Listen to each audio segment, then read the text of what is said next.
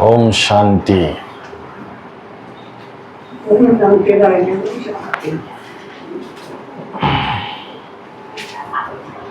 अव्यक्तवाणी 8 अक्टूबर 1971।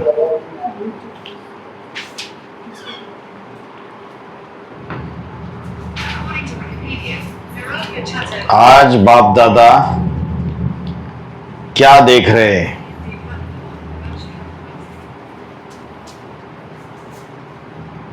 आज क्या है? क्या देख रहे हैं आज? दीपकों की माला देखने के लिए आए। दीपावली में दीपकों की माला बनाई जाती है। जो दीपमाला का यादगार दिवाली के रूप में मनाते हैं, लेकिन बाप दादा कौन से दीपकों को देख रहे हैं? चैतन्य दीपकों को देख रहे हैं या जड़ मिट्टी के दीपकों को देख रहे हैं? कौन से दीपकों को देख रहे हैं? चैतन्य दीपकों को देख रहे हैं। आप सभी भी जब दीपमाला के दिन जगे हुए दीपकों को देखते हो तो देखते हुए यह खुशी होती है कि ये दुनिया के लोग हमारी यादगार मना रहे हैं। जैसे जगा हुआ दीपक प्यारा लगता है, वैसे ही आत्मा जब जग जाती है तो अपनी यादगार को देख स्मृति आने से आप सभी भी विश्व के बाप और सारे विश्व के आत्माओं को प्यारे लगते हो। बाबा ने बोला 9 लाख सितारे आसमान में चमक मारेंगे। जब असली दीपावली होगी, आत्मा रूपी दीपक जगेंगे, तो सारी विश्व की आत्माओं को और बाप को आप प्यारे लगोगे। तो आज यादगार रूप को प्रत्यक्ष रूप में देखने आए हैं। कौन देखने आए? बाप दादा। माला में एक दाना नहीं होता है, अनेकों की माला बनती है।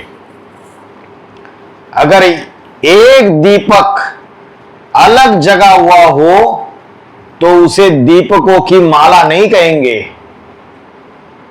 कोई अलग से पुरुषार्थ कर रहा है, माला रूपी संगठन में है ही नहीं, तो दीपकों की माला नहीं कहेंगे। तो ऐसे ही अनेक दीपक जगे हुए माला के रूप में दिखाई देते हैं।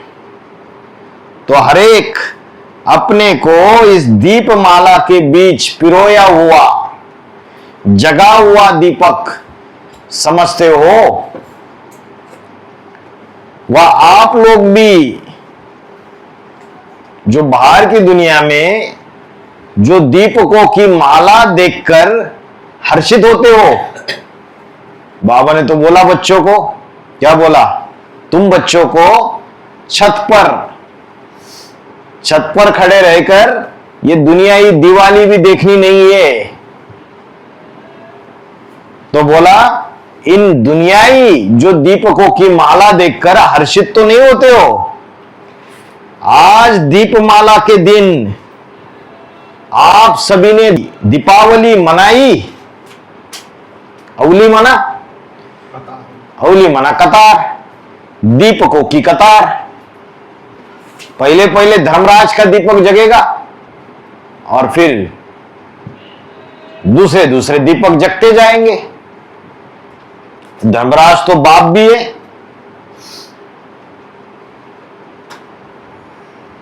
शंकर को भी धर्मराज कहा है मुरली में। फिर बोला धर्मराज मेरा राइट हैंड है, धर्मराज मेरा लेफ्ट हैंड है। तो पहले धर्मराज का दीपक जगेगा, फिर नंबरवार दीपक जगते जाएंगे। तो आज दीपमाला के दिन आप सभी ने दीपावली मनाई। आज विशेष रूप से दीपावली मनाई। यूं तो सदैव जगे हुए दीपक हो, लेकिन भक्ति मार्ग में जब विशेष रूप से यादगार मनाई जाती है, जो दिवस होता है, तो विशेष आत्माओं को क्या करना चाहिए? विशेष आत्माएं विशेष रूप से निमित्त बनते हैं, तो उनको विशेष सर्विस क्या करनी है? विशेष आत्माओं को तो अन्य से विशेष कार्य करना है ना, क्योंकि जो अन्य आत्माएं भी कर सकती है और कर रही है, वह किया तो बाकी क्या फर्क हुआ? अन्य आत्माएं क्या कर रही है? नए नए कपड़े खरीद रही है ना, और क्या करते हैं? घर की सजावट करते हैं, रोशनाई करते हैं। तो बाबा ने बोला विशेष आत्माओं को विशेष कार्य करना है। विशेष आत्माओं को दिवाली के विशेष दिन खास आत्मा रूपी दीपक जगाने का पुरुषार्थ करना है। बाप दादा विशेष दिनों पर विशेष रूप से बच्चों की और भक्तों की तीनों ही रूप से सेवा करते हैं। विशेष आत्माओं को खास अपने यादगार के दिन साक्षात्कार मूर्त बन, साक्षात बाप दादा समान आत्माओं के प्रति कल्याण की भावना से, अपने रूहानी स्नेह के स्वरूप से, अपने सूक्ष्म शक्तियों द्वारा क्या करना है? आत्माओं में बल भरना है। दुनियाई आत्माएं तो दुखी है, अशांत है, और ब्राह्मणों की दुनिया में भी दुखी अशांत आत्माएं। तो बोला कल्याण की भावना से, रूहानी स्नेह के स्वरूप से, अपने सूक्ष्म शक्तियों द्वारा आत्माओं में बल भरना है। जैसे अव्यक्त रूप में बाप दादा चारों ओर बच्चों की सेवा करते हैं, तो बच्चे क्या समझते कि बाप दादा ने मेरे से मुलाकात की। ऐसा करंट लगता है बच्चों को कि बच्चे जो है एकदम खुशी में झूम उठते। तो बोला वह समझते हैं कि बाप दादा ने मेरे से मुलाकात की, मेरी याद का रिस्पॉन्स दिया, मेरी याद का प्रत्यक्ष फल मैंने अनुभव किया। अथवा भक्त भी अनुभव करते हैं, भक्त भी करते हैं। वो तो क्या करते हैं? लड्डू गोपाल लेंगे, उसको नहलाएंगे, धुलाएंगे, उसको नए वस्त्र पहनाएंगे, उसको स्नान कराएंगे, उसको भोग चढ़ाएंगे, और कभी कभी ये फीलिंग करेंगे हमने तो साक्षात भगवान के प्यार का अनुभव किया। तो भक्त भी अनुभव करते हैं कि हमारे प्यार व भावना का फल भगवान ने पूरा कर दिया, और यह अनुभव प्रैक्टिकल रूप में रहता है।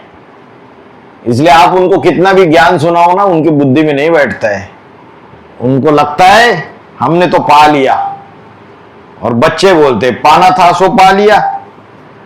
ऐसे विशेष आत्माओं को, जो विशेष आत्मा है, उनको अपने अव्यक्त स्थिति में अपनी रूहानी लाइट और माइट की स्थिति द्वारा लाइट हाउस और माइट हाउस बनकर एक स्थान पर रहते हुए भी चारों ओर अलौकिक रूहानी सर्विस की भावना और वृत्ति द्वारा सर्विस करनी चाहिए।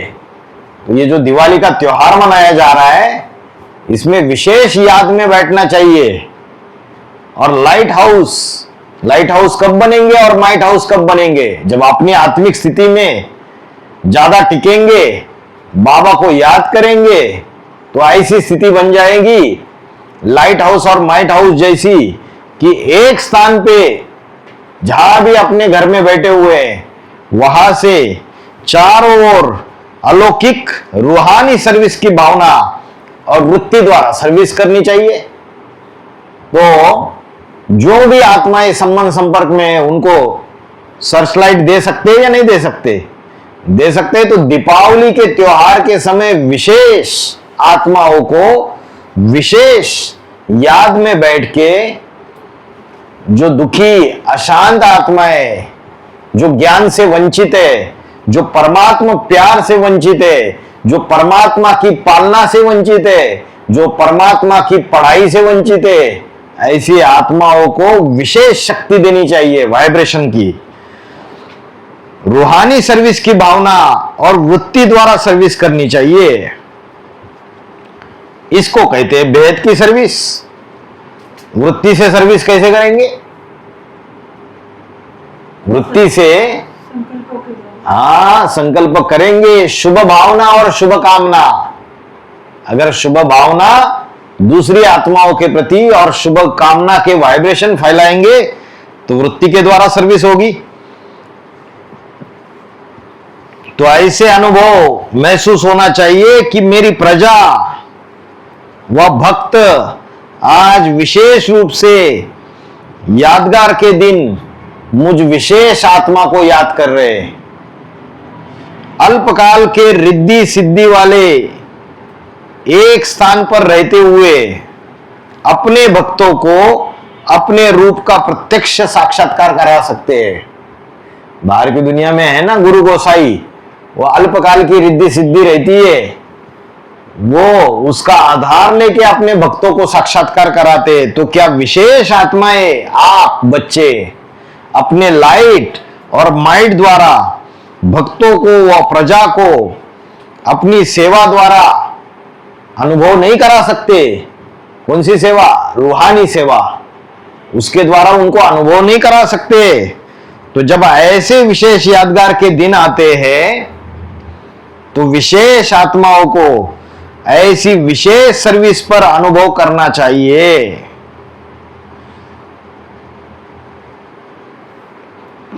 तो वो पूछा, ऐसी सर्विस की कितनों ने की? कितनी आत्माएं विशेष याद में बैठी ये दीपावली के दिन? और दीपावली के दिन अपने प्रति विशेष अटेंशन रहा। आज के दिन अपनी आत्मा के संस्कारों में सदा के लिए परिवर्तन लाने का विशेष अटेंशन दिया। प्रश्न पूछा बाप दादा ने, किसमें विशेष अटेंशन दिया? क्या किसमें? अपने संस्कारों में। हाँ, अपनी आत्मा के संस्कारों में सदा के लिए परिवर्तन। पुराने संस्कार होते हैं ना, रावण के संस्कार, राक्षसी प्रवृत्तियां, जो कितनी भी ज्ञान की पढ़ाई पढ़ लो, ज्ञान जल धारण कर लो, वो निकलते ही नहीं है। संगम युग में ब्रह्मा के लिए क्या बोला बाबा ने मुरली में? गधे को कितना भी नहलाओ धुलाओ, देहाभिमान की मिट्टी में लौटता रहता है। तो बोला अपने संस्कारों में सदा के लिए परिवर्तन लाने का विशेष अटेंशन दिया। क्या थोड़े समय के लिए परिवर्तन नहीं, सदा के लिए। जब यादगार के रूप में आज का दिन पुराने खाते खत्म करने की रीति रूप में चलता आ रहा है, पुराना खाता सारा बंद कर देते हैं। कौन सा दिन होता है? लक्ष्मी पूजन वाले दिन, नरक चतुर्दशी में पुराना खाता सारा बंद कर देते हैं। तो जैसे पुराना खाता बंद करते हैं, वो अवश्य प्रैक्टिकल रूप में आप आत्माओं ने किया है, तब तो यादगार चलता है। तो पुराने जो देह के संबंधी है संपर्कीय, जो भी हिसाब किताब है, चाहे अलौकिक परिवार के हिसाब किताब है, चाहे लौकिक परिवार के हिसाब किताब है, चाहे लौकिक दुनिया के हिसाब किताब है, वो सारा पुराना खाता बच्चों ने संगम युग में शूटिंग पीरियड में खत्म किया रहेगा, तभी तो भक्ति मार्ग में यादगार है। तो आज के दिन अपने पुराने संस्कारों को जरा भी जो खाता रहा हुआ है उसको खत्म किया क्या? कितनों ने किया? हाथ उठाओ। या तो कोई ने भी नहीं किया। खत्म करने के पहले अपने खाते को चेक किया जाता है, रिजल्ट निकाली जाती है। ऐसे आप सभी ने अपना पोता मिल चेक किया? अपना पोता मिल चेक किया? आजकल ब्राह्मण आत्मा है तो दूसरे का पोता मिल चेक करती रहती है। तो क्या चेक करना है? आज के दिन तक जो भी पुरुषार्थ चला उसकी रिजल्ट अब तक किन बातों में और किस परसेंटेज में सफलता मुहूर्त बने। हमने जब से भट्टी की है तब से हमारी संस्कारों में क्या परिवर्तन हुआ, हम कितना सफलता मूर्त बने और अब तक हमारी पुरुषार्थ में क्या रिजल्ट निकली, ये सबका खाता चेक करना है। पहले अपने मनसा के संकल्पों को, पोता मेल को चेक करो। पहले अपने को देखना है। अब तक संपूर्ण श्रेष्ठ संकल्पों के पुरुषार्थ में, उनसे पुरुषार्थ में, संपूर्ण श्रेष्ठ संकल्पों के पुरुषार्थ में एक होते नेगेटिव संकल्प, व्यर्थ संकल्प, और एक होते श्रेष्ठ संकल्प। तो श्रेष्ठ संकल्पों के पुरुषार्थ में कहां तक सफलता आई है, कहां तक सक्सेस मिला है। ज्ञान में आने से पहले निगेटिव संकल्प ज्यादा चलते थे, व्यर्थ संकल्प ज्यादा चलते थे। तो पुरुषार्थ करते करते क्या दिन में 1 घंटा, 2 घंटा, 3 घंटा श्रेष्ठ संकल्प चलते हैं तो कहां तक सफलता पाई। व्यर्थ संकल्पों और विकल्पों के ऊपर कहां तक विजयी बने और वाणी द्वारा कहां तक आत्माओं को बाप का परिचय दे सकते हैं। देते हो? कितनी आत्माओं को बाप के स्नेही व सहयोगी बना सकते हैं। वाचा में कहां तक रूहानियत व अलौकिकता व आकर्षण आई है। वाचा जो साधारण बोल है, साधारण संकल्प है, या अलौकिक बोल हो गए हमारे, या गाली आती है मुख से दूसरों के प्रति। तो वाचा में कहां तक रूहानियत, अलौकिकता व आकर्षण आया है।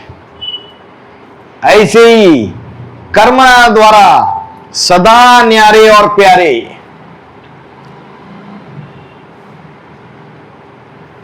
न्यारे और प्यारे। और अगर लगाव झुकाव में आते एक दूसरे के तो उसको न्यारे और प्यारे कहेंगे? नहीं कहेंगे। कर्मना द्वारा सदा न्यारे और प्यारे, अलौकिक असाधारण कर्म होने चाहिए। कर्मों में कहां तक कर्मयोगी बने।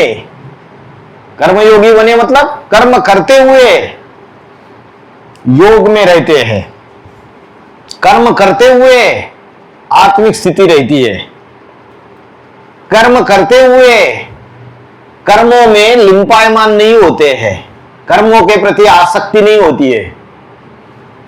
समझो बढ़िया खाना बनाया, रसगुल्ला, मिठाई, पंच पकवान बना लिए और खिला दिया, तो अगर कर्मों के प्रति आसक्ति होगी तो व्यभिमान पूर्वक उन पकवानों का सेवन करेंगे। लगाव पूर्वक अगर डिटैच होंगे,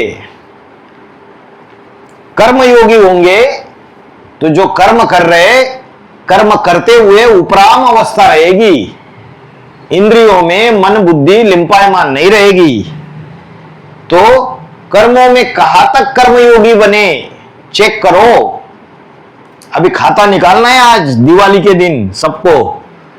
कहां तक योग युक्त बने, कहां तक युक्ति युक्त बने।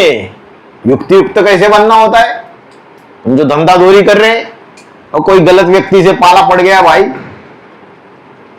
और पाला पड़ गया तो लड़ाई झगड़ा बढ़ेगा। इससे अगर ज्यादा हिसाब किताब बनेगा तो युक्ति युक्त मार्ग निकलना चाहिए। अभी हिसाब किताब चुकतू करने का समय है, हिसाब किताब बढ़ाने का समय नहीं है।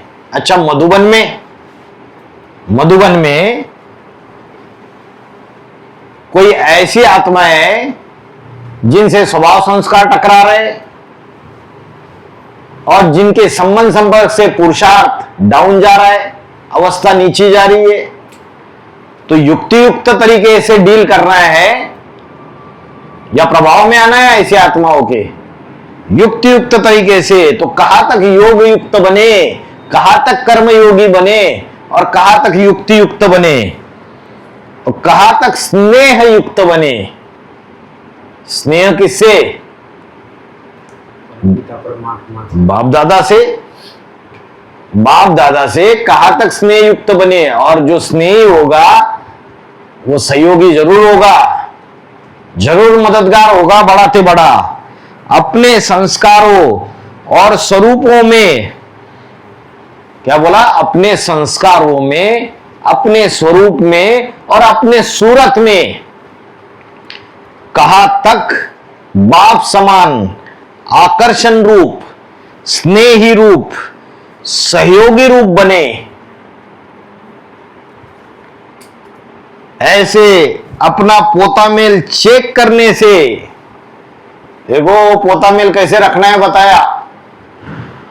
ऐसे अपना पोता मेल चेक करने से अब तक जो कमी व कमजोरी रह गई है इसको समाप्त कर नया खाता शुरू कर सकेंगे। तो बोला ऐसे अपना पोता मेल चेक करो। कैसे कैसे चेक करो? कहां तक कर्मयोगी बने, कहां तक योग युक्त बने, कहां तक युक्ति युक्त बने, और हमारी जो सूरत है, हमारे जो संस्कार है, हमारा जो रूप स्वरूप है, और कहां तक बाप समान आकर्षण रूप बना, कहां तक स्नेही रूप बना, कहां तक हम ईश्वरीय परिवार के सहयोगी रूप बने, है ना। और क्या बोला? और क्या बोला? संकल्प, श्रेष्ठ संकल्प चलते हैं क्या? कहां तक हमारे संकल्पों में श्रेष्ठता आई, और श्रेष्ठ संकल्पों के पुरुषार्थ में हमने कहां तक सफलता पाई, और व्यर्थ संकल्प और विकल्पों को कहां तक हमने विजयी बने उनके ऊपर। और वाणी द्वारा कितनी आत्माओं को बाप का संदेश दिया, कितनी आत्माओं को ज्ञान सुनाया, कितनी आत्माओं को बाप के नजदीक लाया। सब का पोता मेल चेक करो। इसको कहते हैं दीपावली मनाना। समझा?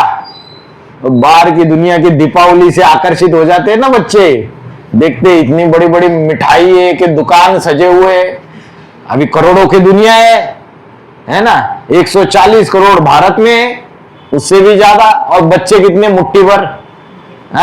दिल्ली में कितने बच्चे होंगे? ज्यादा से ज्यादा ब्रह्मा कुमारी और एडवांस पार्टी मिला के कितने होंगे? फिर भी 5,000, 4-5 हजार से ज्यादा तो नहीं होंगे। तो ये जो हद की दीपावली मनाते हैं, कभी कभी बुद्धि चक्रित हो जाती है, उसके तरफ आकर्षित हो जाती है। और बाबा ने जो दीपावली मनाने के लिए बोला, अपना पोता मेल निकालो, तो इसको कहते हैं दीपावली मनाना, अथवा अपने को संपूर्ण बनाने का दृढ़ संकल्प करना। यही मनाना है। अपने को क्या बनाना? संपूर्ण बनाना, और उसका दृढ़ संकल्प करना। नर से नारायण, नारी से लक्ष्मी। तो ऐसी दीपावली मनाई है कि सिर्फ मिलन मनाया। मिलन मनाने का यादगार, माला के रूप में है, लेकिन दृढ़ संकल्पों की यादगार दीपक के ज्योति रूप का है। तो दोनों रूप से मनाया। नए वस्त्र पहने, उनसे नए वस्त्र है। आत्मा को नया चोला किस आधार से मिलता है? सतयुग में या संगमयुगी स्वर्ग में शरीर रूपी वस्त्र भी नया बनेगा या नहीं बनेगा? नया बनेगा। चेहरे पे तेज होगा, है? प्रकाश होगा। मतलब क्या कोई स्थूल प्रकाश होगा? ये आत्मा की लाइट होगी। ऐसी लाइट होगी, ऐसी पवित्रता होगी। तो बोला नए वस्त्र पहने। आत्मा को नया चोला किस आधार से मिलता है? संस्कारों के आधार से मिलता है। अगर संस्कार परिवर्तन होंगे, दैवी संस्कार बनेंगे, तो नया चोला मिलेगा। तो आत्मा के जैसे संस्कार होते हैं, उसी प्रमाण चोला तैयार होता है। देखा कितनी बड़ी बात बोली। अभी दुनिया में कोई अंधे, कोई कैसे पैदा हो रहे, कोई लंगड़े पैदा हो रहे, कोई अंधे पैदा हो रहे। तो बोला आत्मा के जैसे संस्कार वैसा ही चोला तैयार होता है। तो नया चोला व नए वस्त्र कौन से पहनेंगे? आत्मा में नए युग के संस्कार व नए युग के स्थापक बाप जैसे संपूर्ण संस्कारों को धारण करना, यही नया वस्त्र पहनना है। एक है पुराने संस्कार रावण के, राक्षसी प्रवृत्तियां, और एक है नए संस्कार देवताओं के, सहनशीलता, समाने की शक्ति, दिव्य गुणों की शक्तियां। तो आत्मा में नए युग के संस्कार और जो नए युग का स्थापक है बाप, उसके जो संपूर्ण संस्कार है उनको धारण करना, यही नए वस्त्र पहनना है। शरीर में नए वस्त्र भले कितने भी पहनो, लेकिन आज की पुरानी दुनिया की नई वस्तु भी नई दुनिया के आगे पुरानी है। अभी कोई समझो किसी ने 4 व्हीलर खरीद ली दिवाली में स्पेशल ऑफर में, तो बोला आज की जो पुरानी दुनिया की नई वस्तु भी नई दुनिया में उससे अगर उससे कंपेयर करेंगे तो उसके सामने वो पुरानी है, क्योंकि जर्जरीभूत अवस्था को प्राप्त हो चुके हैं। इसलिए नए वस्त्र पहनो तो भी नए नहीं कहेंगे। बाहर की दुनिया में अगर नए वस्त्र पहनेंगे तो भी नए नहीं कहेंगे। सतो प्रधान दुनिया में सब कुछ नया है और तमो प्रधान दुनिया में सब कुछ पुराना है। तो उनको नया नहीं कहेंगे।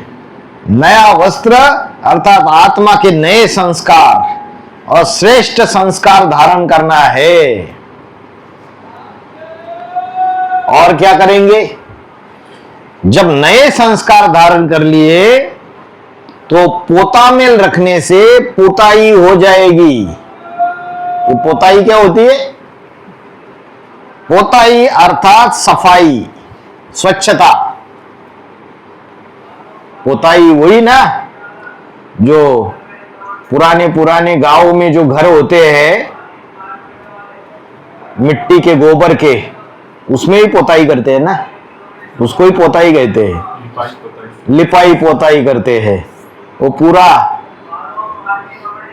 गोबर के घर होते हैं, जमीन में नीचे टाइल्स वगैरह नहीं होती है, फर्श नहीं होती है, गोबर होता है। दीवारों में भी गोबर होता है, मिट्टी होती है, ऊपर से गोबर भी लगाते हैं ना, मिट्टी गोबर को मिक्स करके लगाते हैं। तो बोला पोता मेल रखने से पोताई हो जाएगी ना, तो पोता मेल रखना यही पोताई अर्थात सफाई स्वच्छता है। लेकिन बच्चे कहाँ समझ रहे, अपना पोता मिल तो देते ही नहीं है। जैसे पोता ही करते हैं तो जो भी गंदगी व कीटाणु होते हैं वो सब खत्म हो जाते हैं। तो जब ऐसा पोता मिल चेक करेंगे तो जो भी कमजोरी होगी वो स्वतः ही खत्म हो जाएगी। तो अभी दिवाली के दिन खास 19-20 तारीख को 3-4 घंटे आराम से बैठो और अपना सारा पोता मिल निकालो।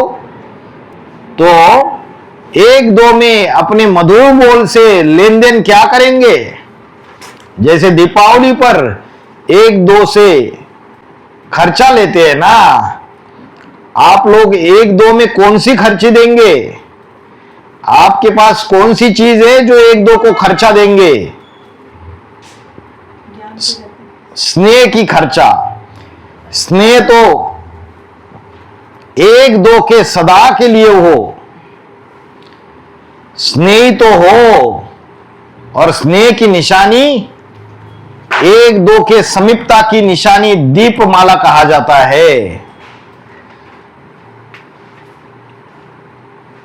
तो विशेष दिनों पर विशेष खर्चा कौन सा देना है। जो अब तक अपने पुरुषार्थ द्वारा सहज सफलता प्राप्त हुई, अनुभव हुआ, ऐसे अपने अनुभव के ज्ञान रत्न, ऐसे ज्ञान रत्न जो प्रैक्टिकल हमने जीवन में अनुभव किए। जब ईश्वरीय ज्ञान में चले तो हमने जो प्रैक्टिकल अनुभव किया जीवन में, ऐसे ज्ञान रत्न 1-2 को खर्चे के रूप में विशेष रूप से देना चाहिए। स्नेह भी बांटना चाहिए और जो ज्ञान रत्न है प्रैक्टिकल जीवन में जो अनुभव आया ज्ञान में चलने के बाद, बाबा से मिलने के बाद, वो विशेष रूप से देना चाहिए। बाप के खजाने को अपने अनुभव द्वारा जो अपना बनाया, ऐसा अपना बनाया हुआ ज्ञान रत्न 1-2 को देना चाहिए, जिससे वह आत्मा भी सहज अनुभवी बन जाए। तो यह है खर्चा। तो 1-2 को ऐसी खर्ची देनी चाहिए जो सदा के लिए याद रूप बन जाए। जब ऐसा रतन किसको देंगे तो सदा के लिए उस आत्मा को बाप के साथ आपके दिए हुए रतन की याद जरूर रहेगी, है ना। दिवाली में क्या करते हैं, एक दूसरे को ग्रीटिंग भेजते, गिफ्ट देते हैं, व्हाट्सएप पे बढ़िया बढ़िया दिवाली की शुभकामनाएं देंगे, अलग अलग मैसेजेस भेजेंगे। तो आपको क्या करना है, ये जो ज्ञान रतन जो है, जो प्रैक्टिकल जीवन में जो अनुभव आए हैं, वो सारे दूसरों को बांटने हैं। तो उन रत्नों की याद उस आत्मा को जरूर आएगी। तो किसको सदा के लिए संपन्न करने वाली खर्चा देना चाहिए। ऐसी दीपावली मनाओ और ऐसे ही श्रेष्ठ आत्मा बन अन्य आत्माओं की श्रेष्ठ सेवा करो। आज के दिन सर्व आत्माएं धन की प्यासी है। वो तो स्थूल धन की प्यासी है। तो हमें कौन सा धन बांटना है, हमें बांटना है रूहानी धन दे दो, जिससे कभी भी आत्मा को धन मांगने की आवश्यकता ना रहे। धन कौन मांगते हैं, भिखारी मांगते हैं। आज के दिन आत्मा भिखारी बनती है, रॉयल भिखारी कहो, कितने भी करोड़पति हो, लेकिन आज के दिन भिखारी बनते हैं। ऐसी भिखारी आत्मा को भिखारीपन से छुड़ाओ। यह भेद की सेवा। दाता के बच्चे हो ना, तो दाता के बच्चे, वरदाता के बच्चे अपने वरदानों की शक्ति से, ज्ञान दान की शक्ति से भिखारियों को मालामाल बनाओ।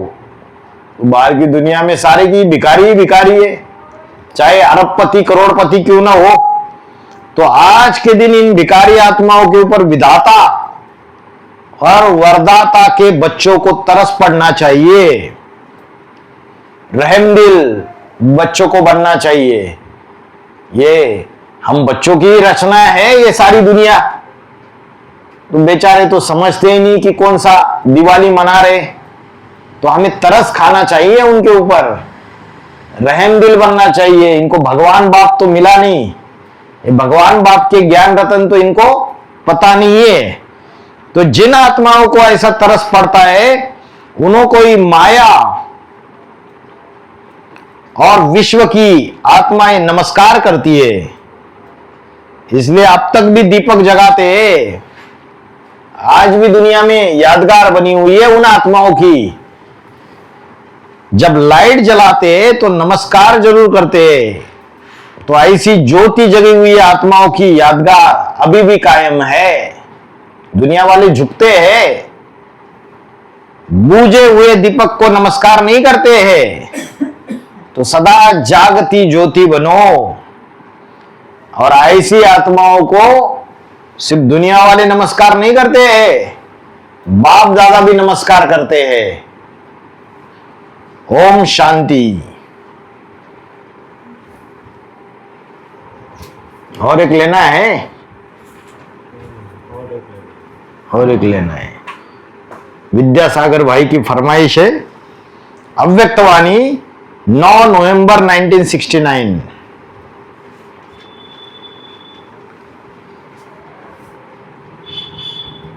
बाप दादा एक एक दीपक को एक समय की दृष्टि से देख रहे, या तीनों एक समय की मतलब एक काल की दृष्टि से। बाबा तो त्रिकालदर्शी है और आप भी त्रिकालदर्शी हो या बन रहे हो। बाप त्रिकालदर्शी है तो बच्चे मास्टर त्रिकालदर्शी है। बच्चों को इस दुनिया के आदि मध्य और अंत की नॉलेज है, बाहर की दुनिया वालों को पता ही नहीं है। अगर त्रिकालदर्शी हो तो अपने भविष्य को देखते व जानते हो। क्यों पूछा जानते हो क्या? क्योंकि कई बच्चे हैं अभी जिनकी अवस्था तमोप्रधान बनती जा रही है। ये नशा ही नहीं है कि स्वयं भगवान बाप हमको पढ़ाई पढ़ा रहा है, और बुद्धि जो है वो बाहर की दुनिया की तरफ जा रही है। तो बोला त्रिकालदर्शी हो तो अपने भविष्य को देखते हुआ जानते हो, जानते हो मैं क्या बनूंगा। पांडव सेना में अपना भविष्य जानते हो, स्पष्ट है क्या बनोगे और कौन सी राजधानी में आओगे, और लक्ष्मी नारायण भी कौन से नंबर के बनोगे। 4.5 लाख आत्माएं नर से नारायण नारी से लक्ष्मी जैसे बनेगी या नहीं बनेगी? बनेगी। जैसे आप आगे बढ़ते जाएंगे वैसे अपना भविष्य, नाम, रूप, देश, काल, ये चारों बातें स्पष्ट होती जाएगी। नाम, रूप, देश, काल। पहले बाप का प्रत्यक्ष होता है जो नारायण बनने वाली आत्मा है, आदि नारायण का, और फिर नंबरवार अष्टदेवों का नाम, रूप, देश, काल प्रत्यक्ष होगा। और बाबा ने बोला बिना नाम रूप के कोई चीज होती नहीं है दुनिया में, है ना। तो दुनिया वाले समझते हैं कि भगवान तो अव्यक्त है, उसको कोई नाम रूप नहीं है, अरूप है, कोई नाम नहीं कोई रूप नहीं है उसको। तो बोला अपने भविष्य, नाम, रूप, देश, काल, ये चारों ही स्पष्ट होते जाएंगे कि किस देश में राज्य करना है। अमेरिका में राज्य करना है या अफ्रीका में राज्य करना है या चीन, पाकिस्तान, अरब खंड कहाँ राज्य करना है, भारत में राज्य करना है, किस नाम से, किस रूप से, किस समय, और पहले राजधानी में क्या बनेंगे, मतलब संगम युग में हमारा श्रेष्ठ पाठ कौन सा होगा। ये सब कुछ त्रिकालदर्शी है तो ये सब कुछ पता चलना चाहिए। तो बोला कोई त्रिकालदर्शी बने हैं बच्चों में और कोई त्रिकालदर्शी बन रहे हैं।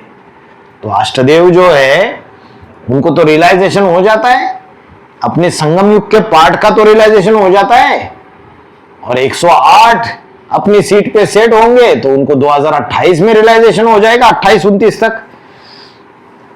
तो बोला दूसरी राजधानी में क्या बनेंगे, ये पूरी जन्मपत्री एक एक को अपने अंदर स्पष्ट होगी। बाप दादा जब भी किसी को देखते हैं तो तीनों को देखते हैं। पहले क्या था, अब क्या है, और फिर भविष्य में क्या बनने वाले हैं। भविष्य, भूतकाल, वर्तमान काल। तो एक एक दिक में ये तीनों काल देखते हैं।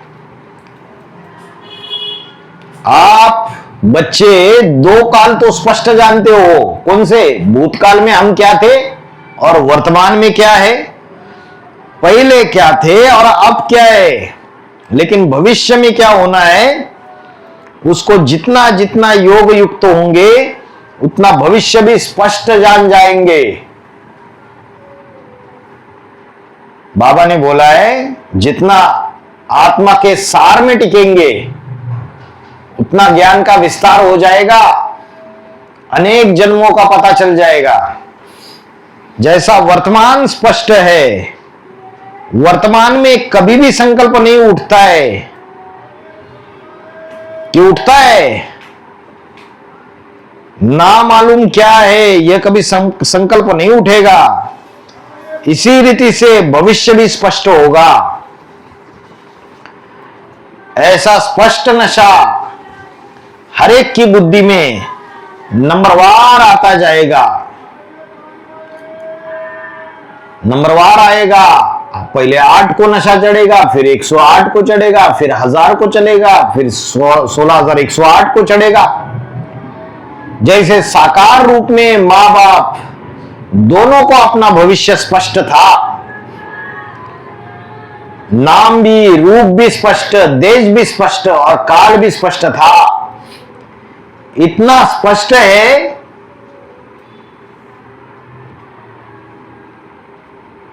कि संबंध भी स्पष्ट रूप में सामने आएगा।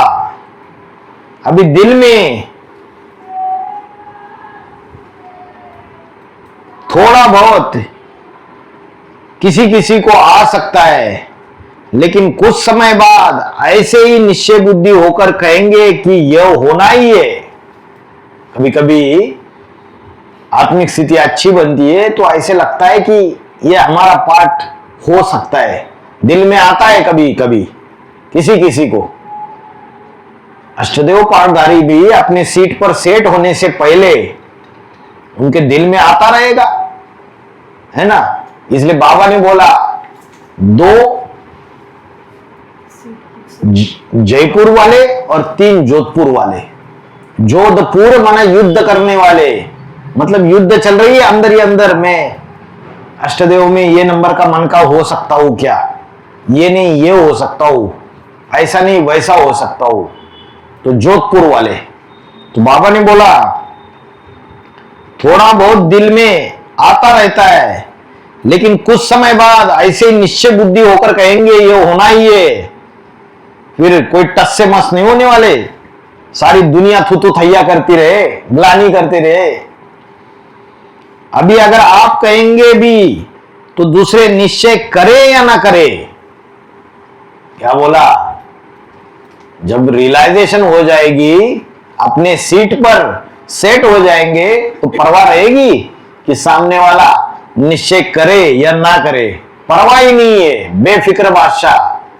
नशा चढ़ गया तो बोला दूसरे निश्चय करे या ना करे, लेकिन थोड़े समय में आपकी चलन, आपकी तदबीर जो है वह आपके भविष्य की तस्वीर को प्रसिद्ध करेगी।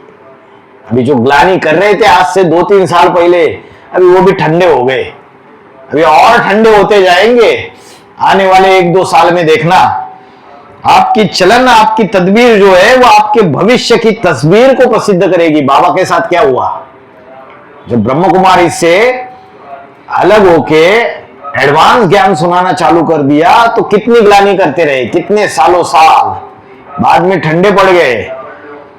आपकी चलन, आपकी तदबीर जो है वो आपके भविष्य की तस्वीर को प्रसिद्ध करेगी। तो साबित कर दिया ना बाबा ने कि ऐसा माइका लाल, ऐसा सेवाधारी, ऐसा योगी, ऐसा तपस्वी ब्राह्मणों की दुनिया में दूसरा कोई हो नहीं सकता। अब तदबीर और भविष्य में कुछ फर्क है, लेकिन जैसे जैसे समय और आपका पुरुषार्थ समान होता जाएगा तो फिर कोई को संकल्प नहीं उठेगा। पहले सीट पे सेट होते तो क्या 100% संपन्न बनते? नहीं बनते। इसलिए संशय आता रहता है। जो सामने वाले सुनते देखते उनको कुछ न कुछ संशय आता रहता है। कभी कभी रूहानी वाइब्रेशंस के प्रभाव में आते तो निश्चय बुद्धि हो जाते, फिर से कोई ना कोई संशय आता रहता है। तो बोला जैसे जैसे समय और आपका पुरुषार्थ समान होता जाएगा, जो सीट पकड़ा है उससे पुरुषार्थ समान होता जाएगा। पहले सीट पे सेट होंगे और फिर बाद में संपन्न बनेंगे। तो पुरुषार्थ समान होता जाएगा तो फिर कोई को संकल्प नहीं उठेगा फिर, है ना। बाप का भी साधारण रूप था तो आत्माओं को निश्चय अनिश्चय का संकल्प उठता रहता था। आप सभी ने दीपमाला मनाई। दीपमाला पर क्या करते हैं? एक दीप से अनेक दीपक जगाते हैं। अनेकों को एक के साथ लगन लगती है, यह दीपमाला है। अगर एक एक दीपक की एक दीपक के साथ लगन है तो दीपमाला है। दीपक में क्या है? दीपक में अग्नि है। तो लगन होगी तो अग्नि भी होगी, अगन भी होगी। अगर लगन नहीं तो अगन नहीं, अग्नि नहीं, योगाग्नि नहीं, प्रज्वलित नहीं होगी। अगर लगन लगेगी तो योग की अग्नि भी प्रज्वलित होगी। यही देखना है कि हम दीपक लगन लगाकर अग्नि बने हैं। दीपक कितने प्रकार के होते हैं जो दुनिया में प्रसिद्ध है? एक है अंधियारे को मिटाकर रोशनी करने वाला मिट्टी का स्थूल दीपक, और दूसरा है आत्मा का दीपक, और तीसरा है कुल का दीपक। एक होते हैं ना, ये तो हमारा कुल दीपक है, एक्चुअल में होता नहीं है। आगे चल के पता चलता है ये तो कुल का सत्यानाश करने वाला है। और चौथा है आशाओं का दीपक। बाप की बच्चों में आशा रहती है कि आज नहीं तो कल सुधर जाएगा। तो आशाओं का दीपक, तीसरा है कुल का दीपक, और दूसरा है आत्मा का दीपक, और पहला है स्थूल मिट्टी का दीपक। बाप को बच्चों में आशा रहती है तो चौथा है आशाओं का दीपक। ये 4 प्रकार के दीपक गाए जाते हैं। अब इन चारों दीपक से हर एक ने कितने दीपक जगाए?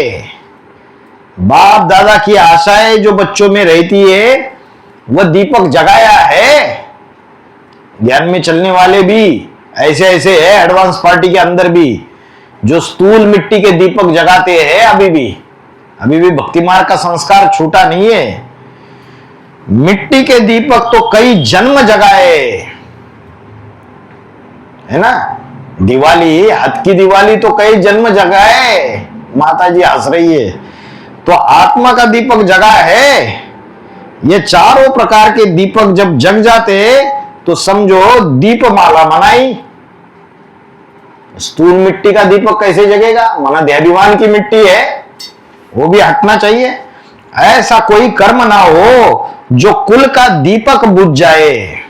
ऐसी कोई चलन ना हो जो बाप दादा बच्चों में आशाओं का दीपक जगाते वो बुझ जाए।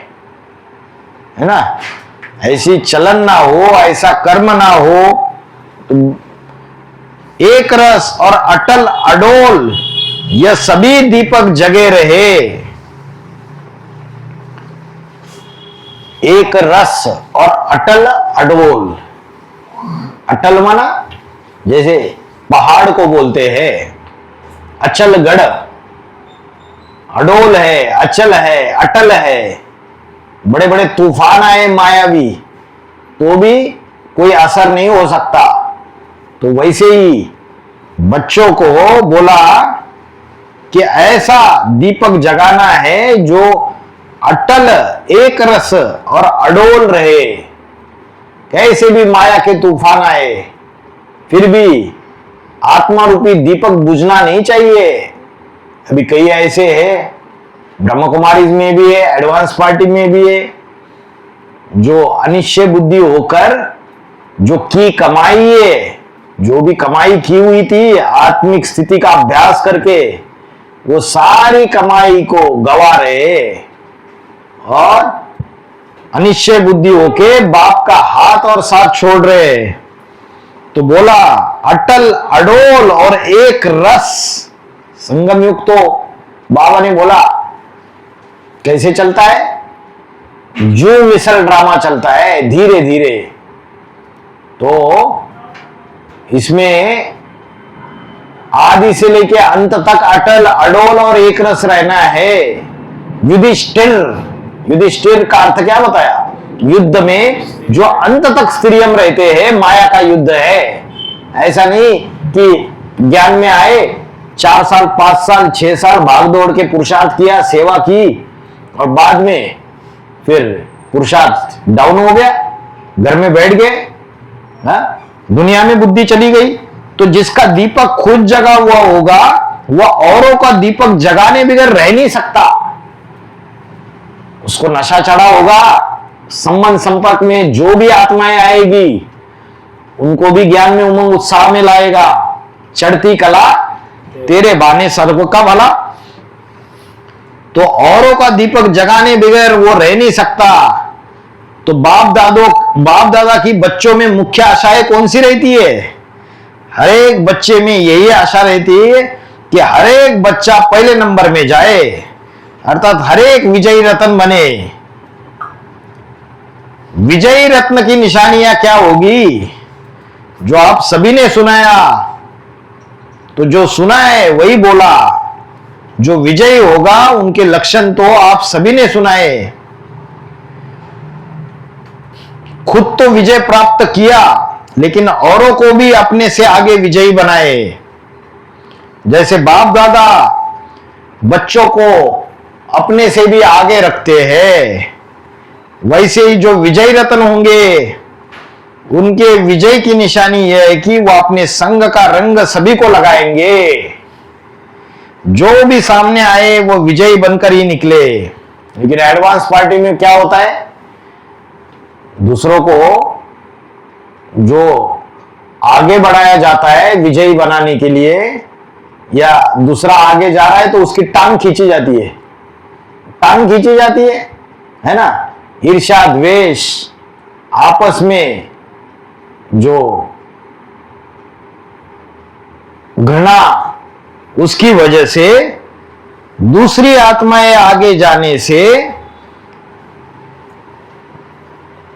आपस में संस्कार टकराते। तो खुद तो विजयी बने हो, लेकिन और भी आपके संग के रंग से विजयी बन जाए।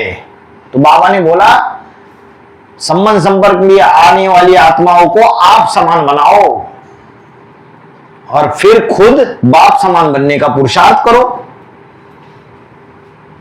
कोई जैसे बाहर की दुनिया में भी जैसे पढ़ाई पढ़ते हैं, इंजीनियरिंग की पढ़ाई पढ़ते हैं, तो कोई स्टूडेंट ऐसे रहते हैं ना, अपनी नोट्स अपना सारा छुपा के रखेंगे, दूसरे से किसी से शेयर भी नहीं करेंगे।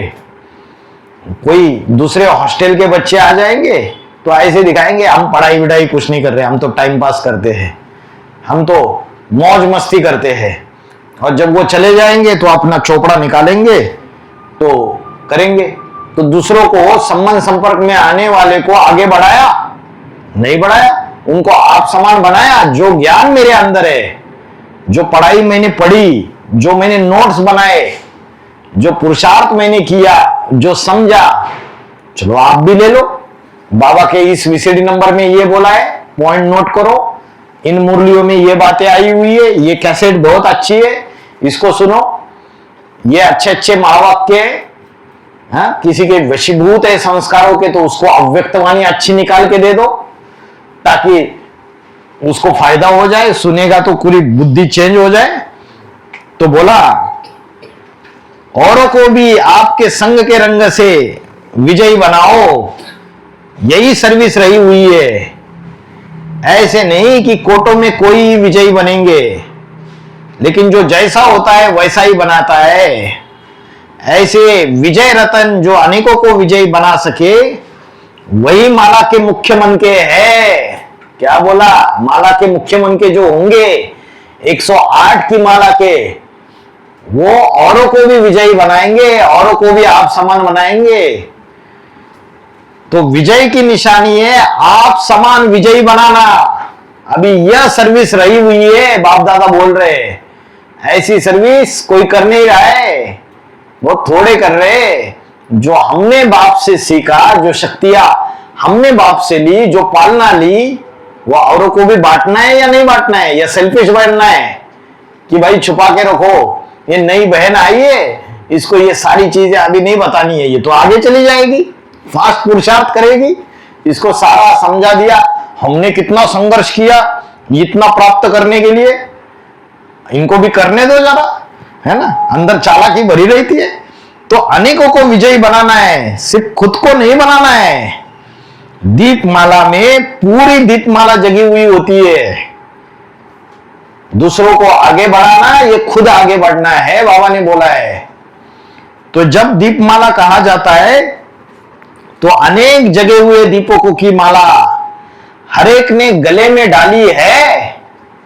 ऐसे जगे हुए दीपकों की माला हर एक रत्न गले में जब डालेंगे तब विजय का नगाड़ा बजेगा। जैसे दिव्य गुणों की माला अपने में डाली है, वैसे अनेक जगे हुए दीपकों की माला अपने गले में डालना है। जितनी यहां दीपकों की माला अपने गले में डालोगे, उतनी वहां प्रजा बनेगी। कोई राजा बनेगा तो उसकी प्रजा भी तो होनी चाहिए। कोई कोई माला बहुत लंबी चौड़ी होती है, कोई सिर्फ गले में पहनने तक होती है। तो कौन सी माला पहननी है? बहुत बड़ी। ऐसी माला से अपने आप को श्रृंगार करना है। कितने दीपकों की माला अब तक डाली है, गिनती कर सकते हो? वह अनगिनत या वह अनगिनत है। एडवांस पार्टी में भी अभी 20-25 हजार से ज्यादा बच्चे तो है नहीं, तो गिनती तो कर सकते हैं। जो मुख्य पाठधारी है, प्रजापिता है, हाँ? अगर उसके लिए यह बात टैली करे कि कितने दीपकों की माला अब तक डाली है, गिनती कर सकते हो, वह अनगिनत है। दीपक भी अच्छे वह लगते हैं जो तेज जगे हुए होते हैं।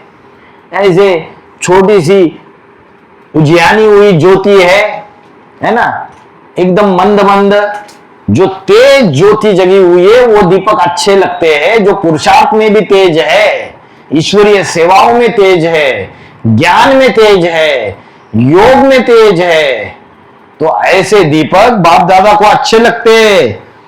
तो टिम टिम करने वाले अच्छे नहीं लगते हैं। दीपकों की बात चल रही है और गाना बना हुआ है ना। कौन सा गाना है? हिंदी सिनेमा का। निर्बल से लड़ाई बलवान की, ये कहानी है दिए की और तूफान की। तो संगम युग की पुरुषार्थ की यादगार है। माया रूपी तूफान इतना बलवान है और बच्चे जो है अनेक जन्म लेते लेते, 84 जन्म लेते लेते आत्मा की शक्ति क्षीण हो गई, तो निर्बल हो गए। निर्बल से लड़ाई बलवान की, ये कहानी है दिए की और तूफान की। तो मधुबन के फूलों में क्या विशेषता होनी चाहिए? नाम ही है मधुबन, तो पहली विशेषता क्या होनी चाहिए? मिठास, मधुरता, है ना। मधुरता ऐसी चीज है जो कोई को भी हर्षित कर सकते हैं। मधुरता को धारण करने वाला यहां भी महान बनता है और वहां भी मर्तबा पाता है। मधुरता वालों को सभी महान रूप से देखते हैं। तो यह मधुरता का विशेष गुण होना चाहिए। मधुरता से ही मधुसूदन का नाम बाला करेंगे। मधु अर्थात मधुरता, और बन, बन मतलब क्या? जंगल, वैराग्य जहां है, वैराग्य वृत्ति है। तो वेद की वैराग्य बुद्धि भी चाहिए। तो आप सभी को कॉपी करने के लिए आएंगे, सभी सोचेंगे क्या हम ऐसे बने हैं? सभी के मुख से निकलेगा कि मधुबन तो मधुबन ही है। यह विशेषता सभी को धारण करनी है, मधुरता और वेद की वैराग्य वृत्ति।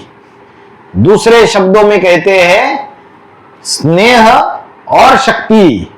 आप सभी का सभी से जास्ती स्नेह है ना। बाप दादा से स्नेह है लेकिन ईश्वरीय परिवार से स्नेह नहीं है, तो फिर उसको भी स्नेह नहीं कहेंगे। परिवार से भी स्नेह होना चाहिए।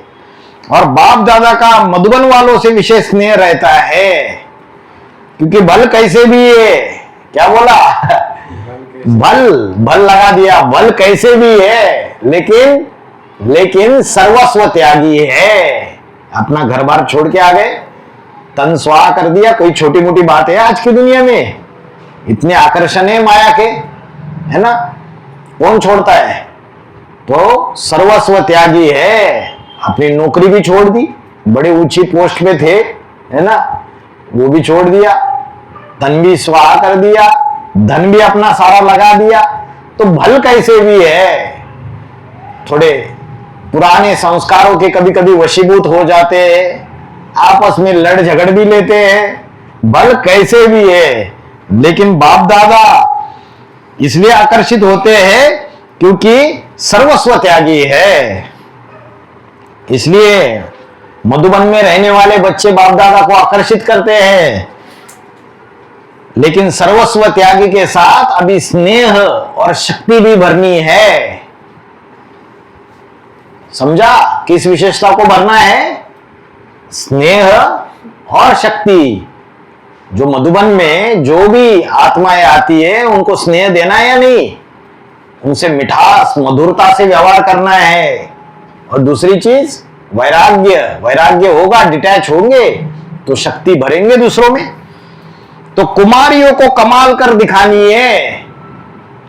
कुमारियों का हर कर्तव्य कमाल योग्य होना चाहिए। संकल्प और वाणी तथा कर्म कमाल का होना चाहिए, है ना। संकल्प भी कमाल का, वाणी भी कमाल की, कर्म भी कमाल का। कुमारियां पवित्र होने के कारण अपनी धारणा को तेज बना सकती है। ऐसे कमाल का कर्तव्य कर दिखाना है, क्योंकि माताओं में वो पवित्रता होती नहीं है, कन्याओं में वो पवित्रता है। तो बोला पवित्रता होने के कारण अपनी धारणा को तेज बना सकते हैं। ज्ञान की धारणा को भी तेज बना सकते हैं, योग की धारणा को भी तेज बना सकते हैं, सहन शक्ति को भी तेज बना सकते हैं, समाने की शक्ति को भी तेज बना सकते हैं, है ना। तो जो ऐसा कमाल का कर्तव्य कर दिखाना है जो हर एक मुख से यही निकले कि इन्हों का कर्तव्य कमाल का है।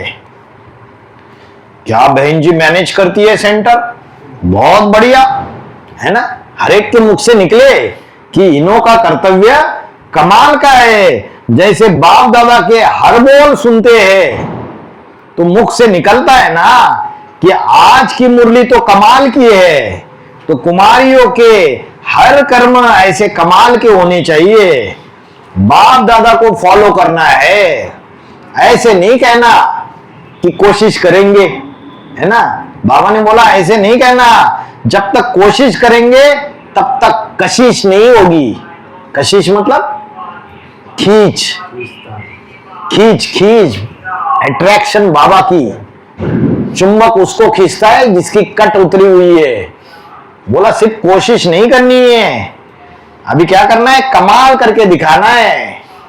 ऐसे कर्तव्य करने कि सब तारीफ करे। अभी कशिश रूप बनना है, फॉलो फादर करना है। बाप दादा कभी कहते थे कि कोशिश करेंगे, फिर आप क्यों कहती हो? क्यों कहती हो कि कोशिश करेंगे? कुमारिया कमाल करेगी तो साथी साथ भी देगा। साथी कौन है? बाप दादा। नहीं तो साथी साक्षी हो जाएगा। क्यों साक्षी हो जाएगा?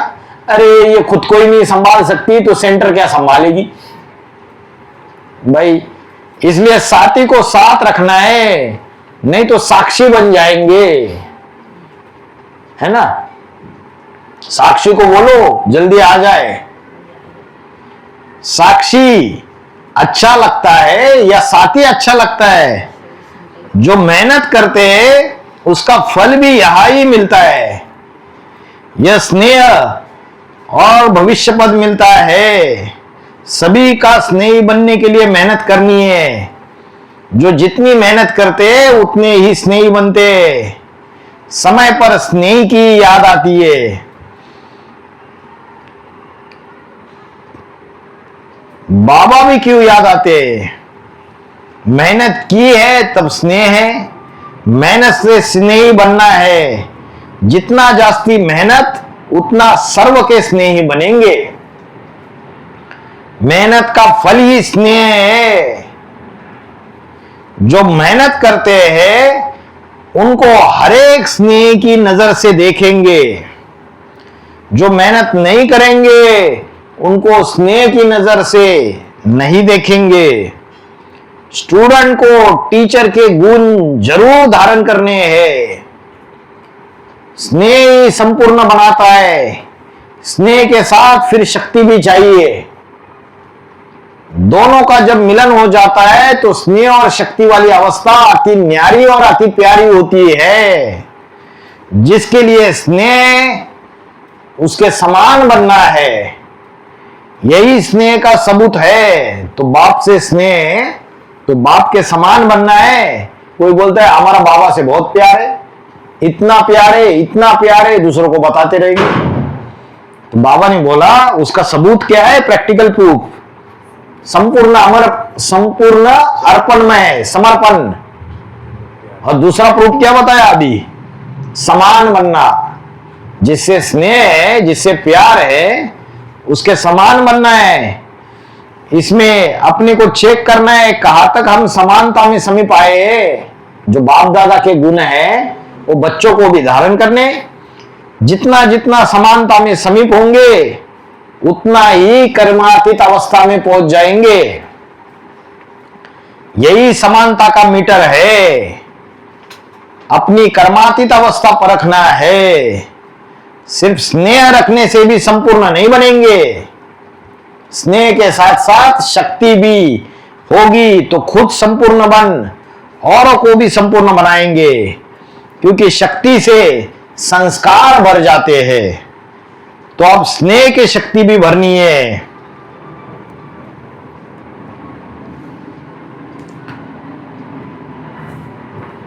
सभी के दिलों पर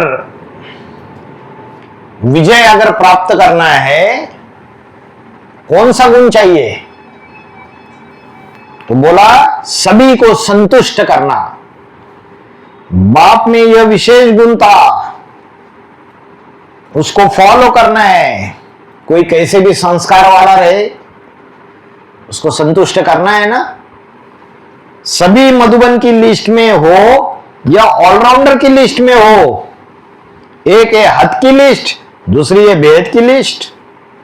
ऑलराउंडर और एवर रेडी। ब्रह्मा कुमारीज में एक दादी थी, उसका नाम था ऑलराउंडर दादी। बाबा ने नाम रखा था ऑलराउंडर दादी। ऑलराउंडर थी, सब कुछ करती थी, गाड़ी भी चलाती थी, खाना भी बनाती थी, क्लास भी लगाती थी, सारी सेवाएं करती थी और चेहरा खुशनुमी था एकदम। तो बोला एक है हद की लिस्ट, दूसरी है बेहद की लिस्ट। ऑलराउंडर और एवर रेडी। एवर रेडी बनना है बोला बाप दादा ने बार बार बच्चों को, है ना। अचानक और एवर रेडी। जो कुछ भी होना है वो अचानक होना है, अचानक भागना पड़ेगा, है ना। तो 1 सेकंड में तैयार। संकल्पों को भी 1 सेकंड में बंद करना है। किसी को 1-1 दिन लग जाता है, 2-2 दिन लग जाते हैं संकल्पों को फुल स्टॉप लगाने के लिए। तो बोला 1 सेकंड में बंद करना है। मिलिट्री वालों का हर समय बिस्तरा तैयार रहता है ना। ये भी रूहानी मिलिट्री है। तो ये संकल्पों का बिस्तरा भी बंद करना है। संकल्पों का बिस्तरा बंद करना तो बहुत दूर की बात है। एडवांस पार्टी में कई ऐसे ब्राह्मण हैं जिन्होंने अपना स्थूल बिस्तरा भी फैला के रखा है। बाहर की दुनिया में ढेर सारी प्रॉपर्टी खरीद के रखी है, ढेर सारा पैसा इकट्ठा करके रखा है, ढेर सारे कई कर्जे उठा के रखे हुए, लोन। तो ये बिस्तरा इतना विस्तार में खोल के रखा है, वो कुछ नहीं काम में आने वाला। फिर अभी एवर रेडी बन के उसको समेटना है। तो ये संकल्पों का बिस्तरा तो तब बंद करेंगे, पहले स्थूल बिस्तरा तो बंद करो। तो बोला ये संकल्पों का बिस्तरा भी बंद करना है, बिस्तरा भी एवर रेडी रहना चाहिए। उठाया और चल पड़े, है ना, झोला लिया और चल पड़े। एवर रेडी बनने वालों का संकल्पों का बिस्तरा तैयार रहना चाहिए। कोई भी परिस्थिति हो उसका सामना करने के लिए पेटी बिस्तरा तैयार रखो, है ना। रूहानी बच्चों, तुम आत्माओं को वाणी से परे अपने घर पर जाने का पुरुषार्थ करना है। कौन सा घर? परम धाम। परम धाम हद का परम धाम या वेद का परम धाम? वेद का परम धाम। क्या बोला? अपने घर पर वापस जाने के लिए वाणी से परे जाने का पुरुषार्थ करना है। इसलिए पुरानी दुनिया में रहते देह और देह के संबंधों से उपराम चित्त होना है। पतित दुनिया में रहते हुए बाप पवित्र बनने की शक्ति देते हैं। पुरुषार्थ करके तुमको सदा पवित्र बनना है। बच्चे, सदैव गुण ग्राहक बनना है। दत्तात्रेय को बोलते गुण ग्राहक।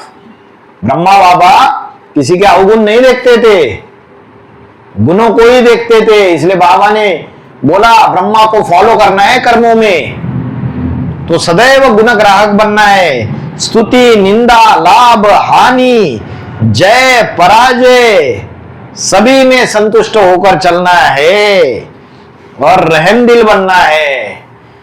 अच्छा, ओम शांति।